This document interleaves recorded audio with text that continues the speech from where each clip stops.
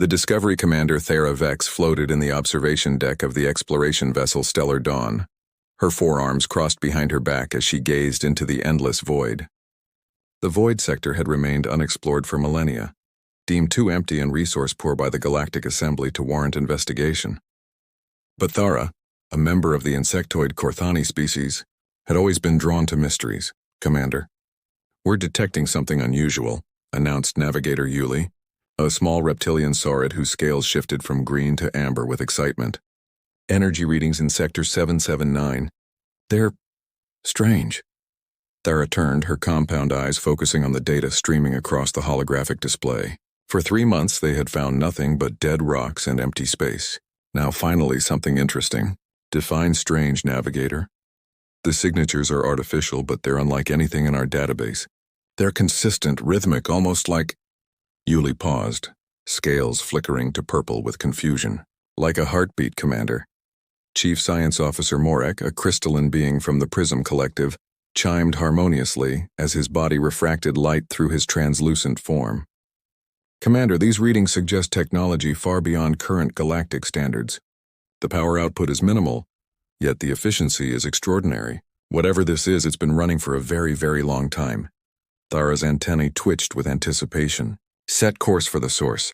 Maximum caution protocols." As the Stellar Dawn approached the coordinates, the bridge fell silent. Through the view screen they saw them.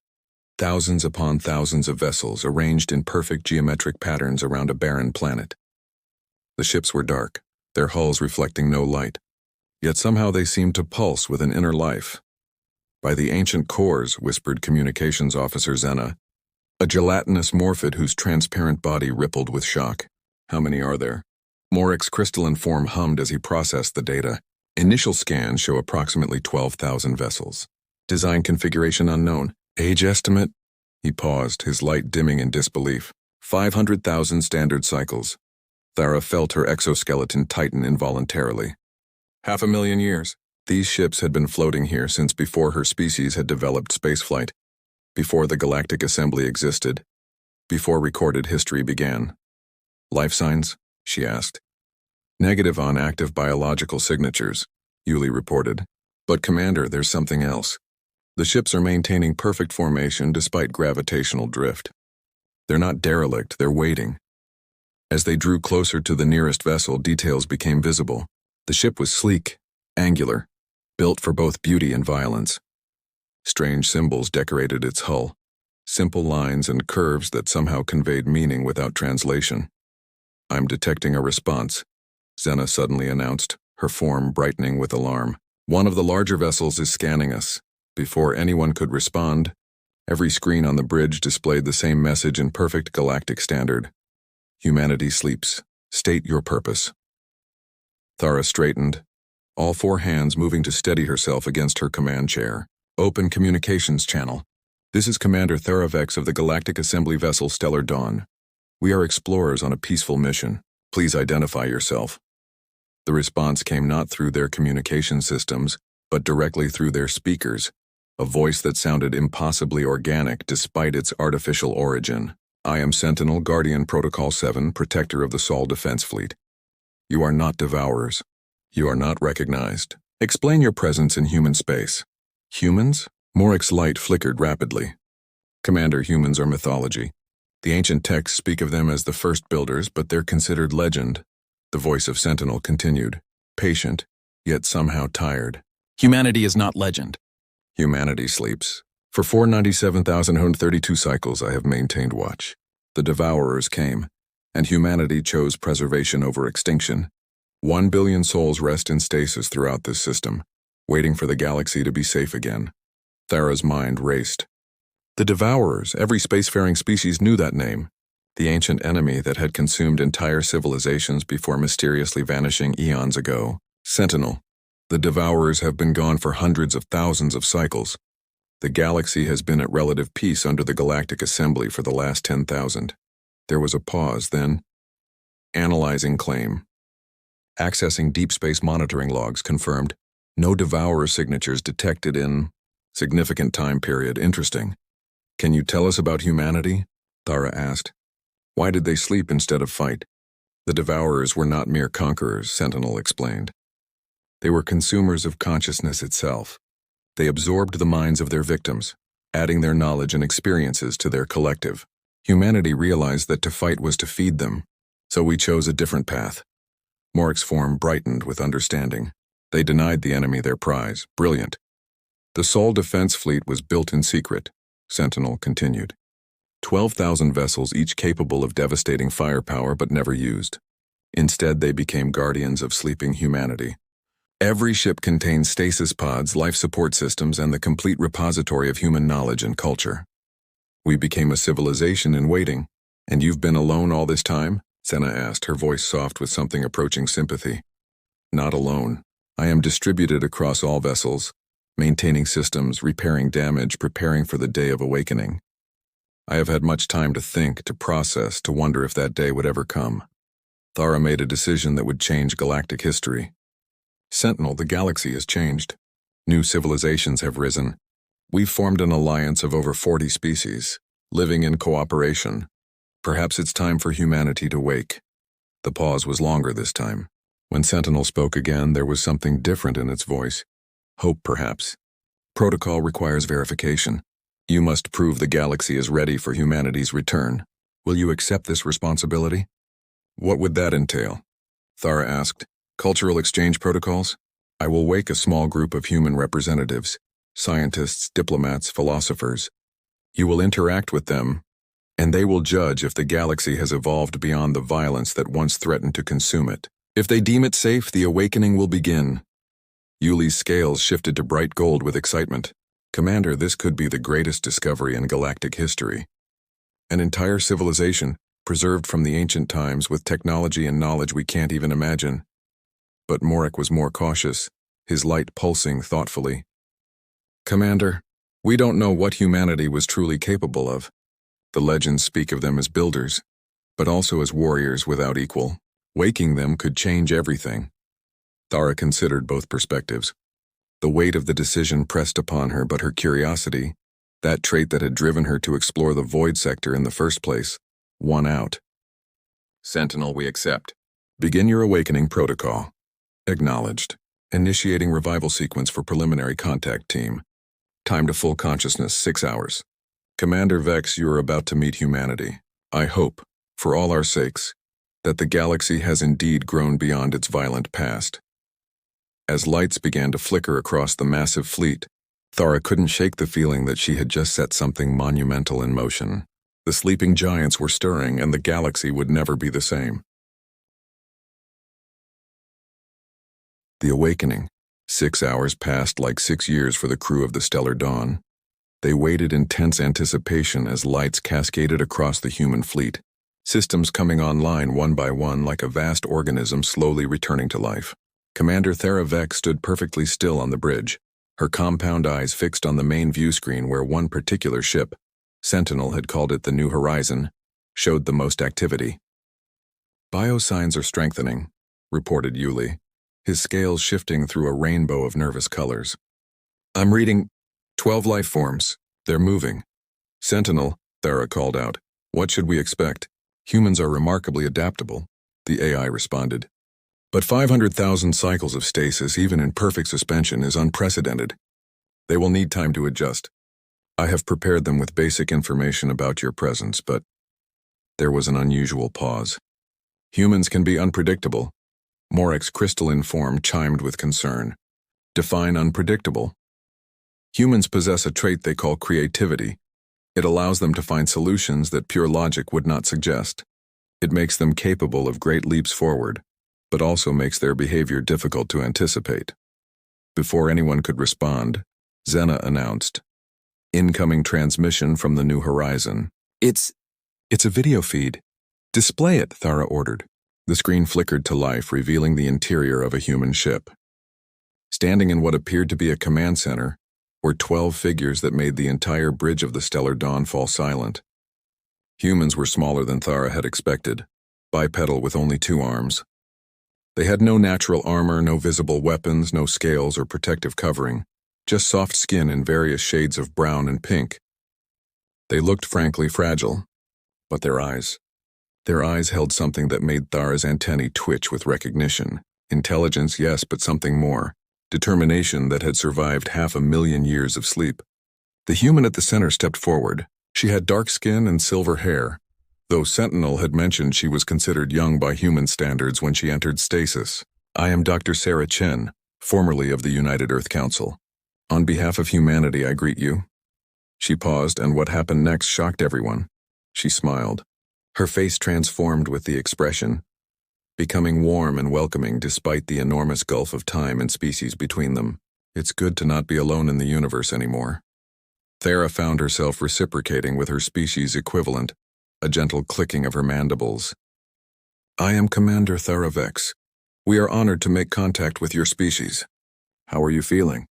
Like I overslept by about 400,000 years, said another human, a tall male with pale skin and red hair. Several other humans made a sound that Sentinel identified as laughter. That's Commander James McCready, Dr. Chen explained. He uses humor to cope with stress. It's a very human trait. Humor, Morek mused, his form flickering with interest. The concept of finding amusement in difficulty. Fascinating. Dr. Chen's expression grew more serious. Sentinel has briefed us on the current state of the galaxy. 40 species living in harmony. It's more than we dared hope for when we entered the long sleep. But you must have questions about us. Thousands, Thara admitted. But first, what do you need? How can we help you adjust? The humans exchanged glances and another stepped forward, a younger woman with golden skin and dark eyes. I am Ambassador Priya Sharma.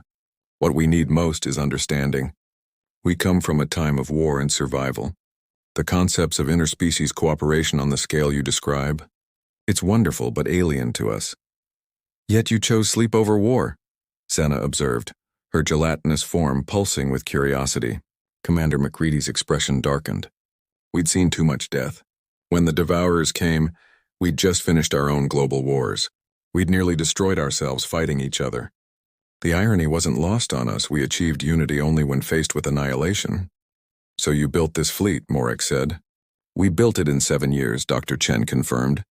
Every nation, every resource, every mind focused on one goal. Not to fight, but to survive. The Devourers fed on consciousness, on active minds. So we chose to disappear, to become nothing more than potential energy waiting for the right moment. And you think this might be that moment? Thara asked. Before anyone could answer, alarms began blaring on both ships. Yuli's scales went pitch black with fear. Commander! Massive spatial distortion detected at the edge of the system. Something's coming through. By the cores, it's huge. The view screen split to show a vessel emerging from what looked like a wound in space itself. It was organic, writhing, with tentacles of dark energy spreading from its hull. Every member of Thara's crew recognized it instantly from the historical archives. Devourer, Morek whispered, his light almost going out entirely. Sentinel's voice boomed across both ships. Impossible. No Devourer signatures have been detected for analyzing. This one was dormant, hidden in folded space. Our scans have awakened it. On the human ship, something remarkable happened. The 12 humans didn't panic. They didn't freeze. Dr. Chen turned to her companions and said simply, Well, I guess we're about to find out if we still remember how to fight. Sentinel, Commander McCready called out. Begin full fleet awakening protocol. Authorization Phoenix Rising. James, we can't wake 1 billion people into a combat situation, Dr. Chen protested. We won't need to, he replied, then turned to the screen where Thara and her crew watched. Commander Vex, you're about to see why the Devourers chose to leave Earth alone after their first scout never returned. First scout? Thara asked. But McCready was already moving, the other humans falling into positions with practiced efficiency despite their 500,000-year sleep. Sentinel, activate the Contingency 7 vessels, Ambassador Sharma ordered. Minimal AI control, human override authority. Understood, activating, warning. Human pilots have been in stasis for their soldiers, McCready interrupted. They knew what they were signing up for. Wake them! Across the fleet, 300 specific vessels began to glow brighter than the others. On the stellar dawn, readings went wild. Commander, those ships, the power signatures are off the scale, Yuli reported. How is technology this old producing energy readings that exceed our best military vessels? Dr. Chen answered, her voice calm despite the approaching threat. Because we didn't just build ships, Commander Vex. We built them with one philosophy. If we were going to sleep through the war, we'd make sure we could end it when we woke. The Devourer vessel was now fully emerged, its sensors sweeping the system.